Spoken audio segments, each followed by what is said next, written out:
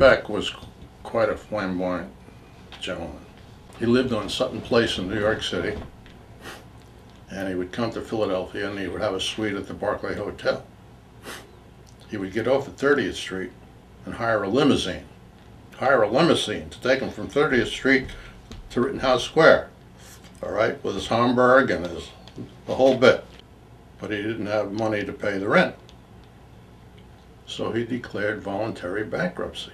We said, there's really no reason this company should have gone bankrupt, all right?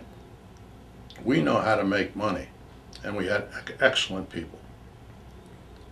Is there any way we could form a company to take some of the assets, some of the contracts that Beck was not able to complete and run with it?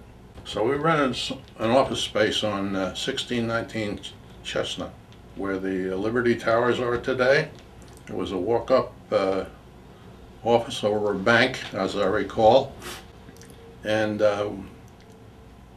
we started with 7 people. We were very fortunate in that the original owners of the company were very concerned about the employees and the employees' well-being, many times with their education. I was one of the first, if not the first, to go to college with full tuition payment. And the thing that impressed me the most was when I came into the office at 16th and Chestnut was everyone seemed to really enjoy what they were doing, and they'd go out of their way to share with me why they did certain things, and I found it fascinating. And you could see that it was a small office, but you could see that there was a lot of camaraderie, and it made me realize that maybe I wanted to be an engineer. Bob was very focused on doing the right thing and very aware of the broad form of things an engineer has to do in the consulting business to not only win work but to do it successfully.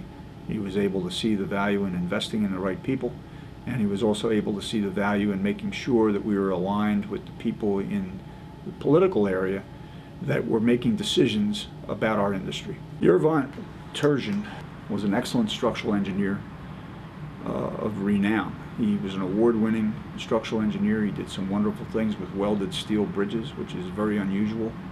Yervant was very focused on the firm, on making sure our quality was very high, and he had a natural instinct to try to find work.